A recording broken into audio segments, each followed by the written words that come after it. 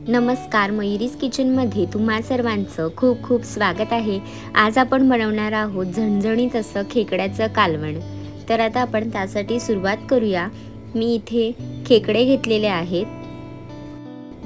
याला किरव्या, चिंबोरी किंवा कुर्ल्या असं पण म्हणतात। वेगवेगळ्या ठिकाणी वेगवेगळी नावं आहेत त्यांना। आता माझ्याकडे साधारण अशा आहेत। ह्या समुद्राच्या पाण्यातल्या आहेत। तर आता आपण सुरुवातीला साफ करून घेऊया। ह्याचे जे छोटे पाय असतात ते आधी काढून घ्यायचे। जे लहान पाय आहेत ते आधी तोडून घ्यायचेत आणि मी एका भांड्यामध्ये काढून घेते। मी सुरुवातीला स्वच्छ धुवून घेतले होते खेकडे आणि डायरेक्ट आता आपण जे काही आहे ते साफ करून घेणार आहोत। तर आता इथे मी काढून घेते। याचं जे हे वरचं असतं ते काढून घ्यायचं। त्यानंतर आपण खेकड्याला ओपन करणार आहोत। दोन्ही बाजूंनी उघडला जातो। तुम्हाला ज्या बाजूने उघडला जाईल त्या बाजूने उघडा। आता मी असा ओपन केलाय। त्यानंतर अलगद मी इथे काढून घेते आणि आता ह्या बाजूवरती जे सफेद सफेद असे तुम्ही पाहू शकता, छोटे असं सॉफ्ट अशी स्किन आहे ती काढून घ्यायची। त्याच्यामध्ये काहीही नसतं। तर थोडंसं पाणी असेल तर ते पिळून घ्यायचं आणि आजूबाजूचे जे छोटे छोटे काही कवच असेल ते काढून घ्यायचं, म्हणजे त्याच्यामध्ये काहीही नसतं। इथे तुम्ही पाहू शकता व्हिडिओमध्ये दाखवल्याप्रमाणे अशा पद्धतीने तुम्ही खेकडे जे आहेत ते स्वच्छ करून घेऊ शकता। आता इथे तुम्ही पाहू शकता मी वरचे स्किन काढून घेतले। त्यानंतर साईडचं जे आहे तोंडाचा वगैरे भाग आहे तो पण मी असं काढून घेते। आता हा जो भाग आहे तो तसाच ठेवते मी आणि दुसरा जो भाग आहे त्याच्यामधून आपल्याला अलगद असं जे येलो कलरचं हे दिसतंय त्याला मादं म्हटलं जातं। सो ते सुद्धा काढून घ्यायचंय आणि ह्याच्यामध्ये ना एक काळ्या रंगाचा भाग असतो। सो तो फुटू नये याची काळजी घ्यायची आणि व्यवस्थित असं फक्त पिवळसर जो भाग आहे तो काढून घ्यायचा। जर काही काळं वगैरे असेल तर ते काढून घ्यायचं आणि जो पिवळा भाग आहे तो काढून घ्यायचा। मी व्यवस्थित काढून घेतलंय। मी एका प्लेटमध्ये काढून घेते आणि आता इथे जो काळा भाग आहे हा तो घ्यायचा नाही। मी पुन्हा एक दुसरा खेकडा सुद्धा आहे तो सुद्धा स्वच्छ करून दाखवते। जे सुरुवातीला हे छोटे पाय असतात लहान ते काढून घ्यायचे।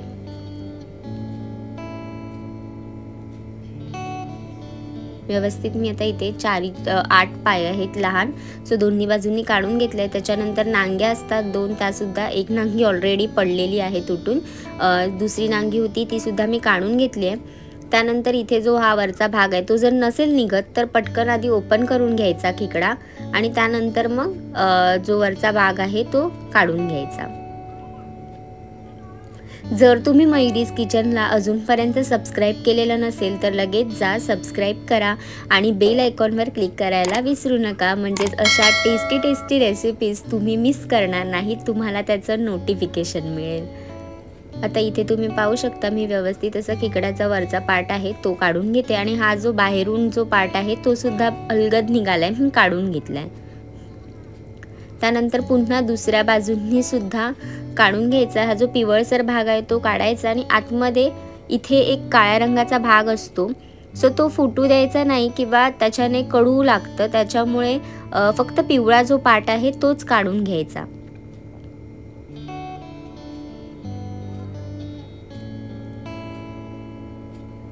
इथे मी व्यवस्थित असं खेकडे जे आहे ते काढून घेते। जे काही पाणी वगैरे असेल ते सर्व काढून घ्यायचं। मी एका ताटामध्ये काढून घेते, म्हणजे पूर्ण आपण जेव्हा कालवण बनवू तेव्हा सगळं व्यवस्थित वापरून घेणार आहोत। खेकड्याचे जे पाय आहेत ते मी वेगळ्या भांड्यामध्ये ठेवलेत, कारण का ते आपण मिक्सरमध्ये वाटून घेणार आहोत, म्हणून मी ते वेगळे ठेवलेत। आणि जे आपण मसाल्यामध्ये घालणार आहोत ते मी एका प्लेटमध्ये काढून घेते। खेकड्या आधीच स्वच्छ धुवून घेतल्या होत्या, त्याच्यामुळे पुन्हा आपल्याला पाणी घालायचं नाही आहे ह्याच्यामध्ये। फक्त स्वच्छ त्याचे जे एक्स्ट्रा काही आहेत ते पार्ट्स काढून घ्यायचे आहेत, जे आपण खाऊ शकत नाही ते पार्ट्स काढून घ्यायचे। आता मी अशाच पद्धतीने सर्व खेकडे जे आहेत ते स्वच्छ करून घेते प्लेटमध्ये। आता इथे मी सर्व खेकड्या जे आहेत ते स्वच्छ केलेले आहेत. जे पार्ट्स हवेत ते मी इथे घेतलेले आहेत. इथे जे पाय असतात लहान पाय ते मी एका वाडग्यामध्ये काढून घेतलेत. तर आता आपण हे पाय मिक्सरमध्ये वाटून घ्यायचे. मिक्सरमध्ये वाटताना काही प्रॉब्लेम होत नाही, कारण का हे पाय तितके स्ट्रॉंग नसतात. ह्या पायांमध्ये कमी पेशी असल्यामुळे हे पाय त्यांचे स्ट्रॉंग नसतात. तो आपण हे मिक्सरमध्ये वाटून घेऊ शकतो. तर आता मी इथे मिक्सरमध्ये वाटून घेते. थोडंसं फिरवते, त्यानंतर पाणी घालेन, म्हणजे आपल्याला जो पायांमधलं जे मांस आहे ते व्यवस्थित आपल्याला मिळेल. म्हणून थोडंसं पाणी घालायचं, म्हणजे अजून पटकन हे वाटले जातील.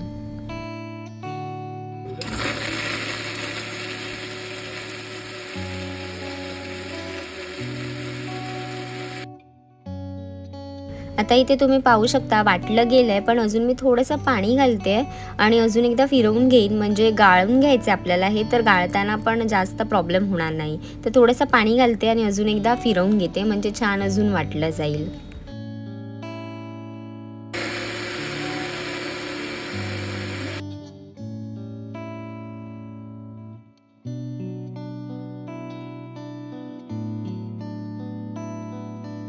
आता हे वाटून झालेलं आहे. आता मी हे गाळून घेणार आहे. गाळणीच्या किंवा तुम्हाला जी चाळण असेल त्याच्या मदतीने हे गाळून घ्या. शक्यतो बारीक डॉट्स असलेली चाळण वापरा, म्हणजे खेकड्याचे जे पायांचे पार्ट्स आहेत ते त्याच्यामध्ये आले नाही पाहिजेत. म्हणून हे व्यवस्थित गाळून घ्यायचे. हाताने थोडंसं असं प्रेशर दिलं की व्यवस्थित सगळा जो पल्प आहे तो खाली गाळला जातो. आपल्याला फक्त पल्प वापरायचा आहे.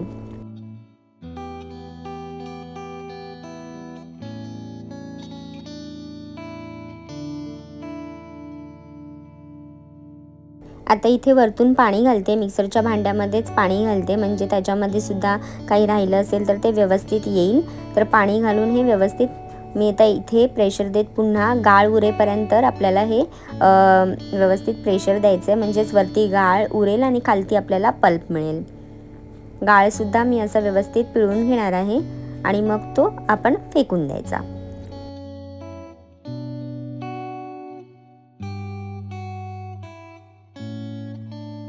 आता इथे हा पल्पसुद्धा मिळालेला आहे आपल्याला आणि खेकडेसुद्धा स्वच्छ करून झालेत. तर आता आपण मसाल्याची तयारी करूयात.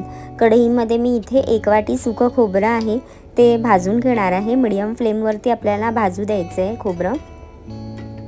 एक लालसर रंग येईपर्यंत खोबरं भाजून घ्यायचं आहे. सुकं खोबरं आहे, किसून घ्यायचं, म्हणजे सोपं पडतं भाजायला. जर कापून घेतला तर थोडासा जास्त वेळ लागतो आणि करपलंसुद्धा जातं. त्याच्यामुळे किसल्यावरती सोपं पडतं. तर थोडंसं लालसर रंग येईपर्यंत खोबरं जे आहे ते भाजून घ्यायचं.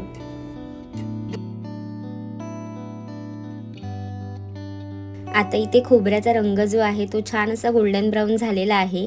खोबरं भाजून तयार झालं आहे. काढून घ्यायचं एका प्लेटमध्ये आणि मी सेम कढईमध्येच कांदा घालते. 2 कांदे मी चिरून घेतलेत मोठे मोठेच, कारण का आपल्याला हे मिक्सरमध्ये वाटायचं आहे, त्याच्यामुळे बारीक चिरायची काही गरज नाही.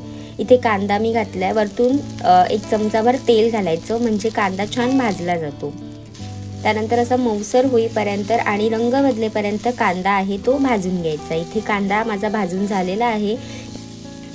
आता कांदासुद्धा मी काढून घेते एका प्लेटमध्ये आणि थंड करून घेणार आहे. खोबरं आणि कांदा दोन्ही व्यवस्थित थंड झाल्याच्या नंतर मिक्सरमध्ये मसाला वाटून घ्यायचा आहे. तर आता इथे मी साहित्य घेतलं आहे तेच.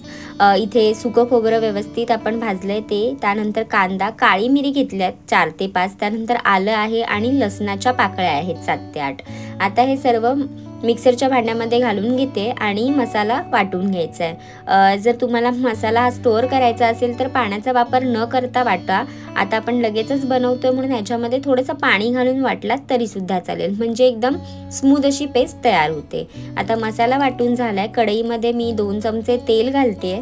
तेल व्यवस्थित गरम झालं की त्यामध्ये लसूण घालणार आहे. मी ठेचलेला लसूण घालते. 2 ते 3 पाकळ्या इथे लसणाच्या घातल्यात.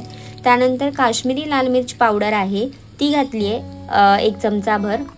गॅस स्लो करायचा आणि मिरची पावडर घालायची, नाहीतर जळून जाईल. त्यानंतर इथे तयार केलेला मसाला आहे तो इथे घालायचा आणि व्यवस्थित मिक्स करून घ्यायचा आहे. ह्याने आपल्या मसाल्याला म्हणजे कालवणाला एक छान अशी तर्रीसुद्धा येते. त्याच्यामुळे आता हे व्यवस्थित मिक्स करून घेऊयात.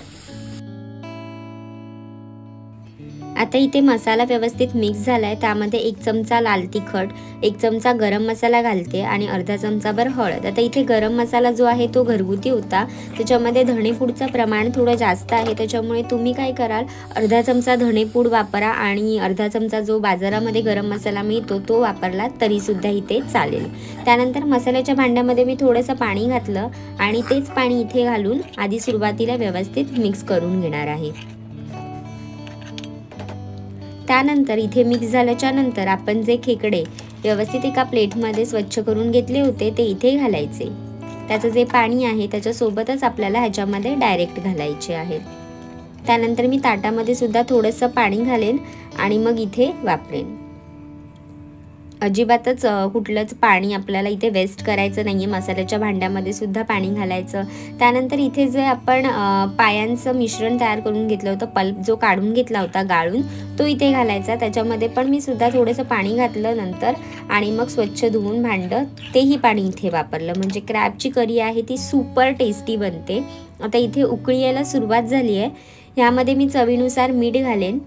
त्यानंतर इथे टोमॅटो घालते. 1 टोमॅटो घेतला आहे मी बारीक चिरून, तो इथे घालते. त्यानंतर कोथिंबीर घालायची आणि व्यवस्थित मिक्स करून घ्यायचं. सर्व जिन्नस आता इथे घालून झालेले आहे. आता मी ह्यामध्ये 1 ग्लासभर पाणी घालेन आणि आपण 15 मिनिटांसाठी छान उकळी काढून घ्यायची आहे.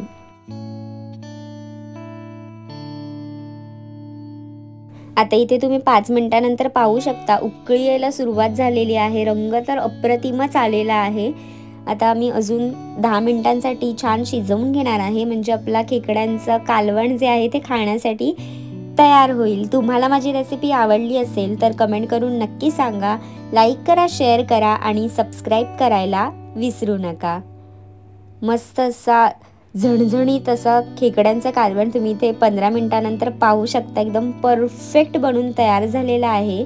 तुम्ही भाकरीसोबत, भातासोबत, तुम्हाला आवडेल त्या गोष्टीसोबत हे खाऊ शकता. एकदम अप्रतिम आणि झणझणीत असं खेकड्यांचं कालवण इथे बनून तयार झालेलं आहे. मी एका प्लेटमध्ये काढून घेते. तुम्ही पाहू शकता अप्रतिम असा रंग आलाय आणि चव तर भन्नाटच आहे. नक्की ट्राय करून पहा आणि निरोगी खा, निरोगी राहा.